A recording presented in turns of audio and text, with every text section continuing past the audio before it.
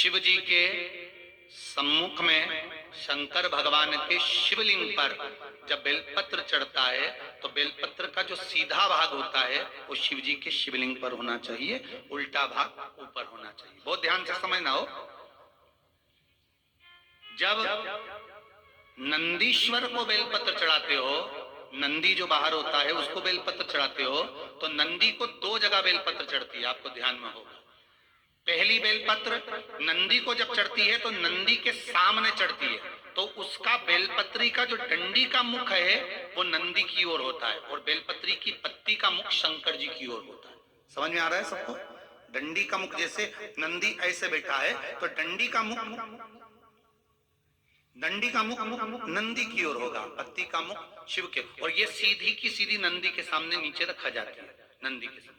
और एक बेलपत्र जब नंदी के ऊपर चढ़ती है तो डंडी का मुख शिव जी के ऊपर होता है और इस पत्ती का मुख नंदी के सिर पर नंदी की ओर होता है।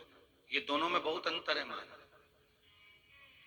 जैसे कोई बच्चा कोई कंपटीशन एग्जाम के लिए जा रहा हो या कोई परीक्षा देने के लिए जा रहा हो और पढ़ाई करे, स्मरण करे, तैयारी करे, वो अपनी जगह पर है। और ऐसा नहीं होता कि बच्चे पढ़ते नहीं है या तैयारी नहीं करते हैं। इसके बाद भी अगर उनका इंटरव्यू में पास नहीं होते या एग्जाम में पास नहीं होते तो उसके लिए ये दोनों बेलपत्री बड़ी काम करती है। बहुत ध्यान देना, जो नंदी के सामने बेलपत्र रखकर जाना, शिव जी के सम्मुख में बेलपत्र रखकर जाना, मतलब नंदी के सम्मुख में जब रखाएगी तो डंडी जम के बोली है कहाँ होना चाहिए?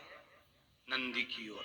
और जब ऊपर रखाएगी तो डंडी शिव की ओर हो। ये दो बेलपत्र रखकर शिव जी का स्मरण कर कर जाएं, कार्य सफलता की ओर बढ़ता है। कोई काम के लिए आप जा रहे हैं तो उसमें सफलता मिल जाती है, उसमें सफलता प्राप्त होती है। शिव जी को बेलपत्र चढ़ा रहे हो, जो चिकना भाग है, सीधा भाग शिव जी के ऊपर,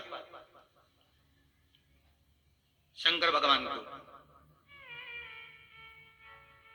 थाली में अगर शिवलिंग का निर्माण कर रहे हो, पार्थिव शिवलिंग का निर्माण कर रहे हो, तो थाली में जब बेलपत्र रखोगे तो सीधी रखोगे, फिर उसके ऊपर शिवलिंग का निर्माण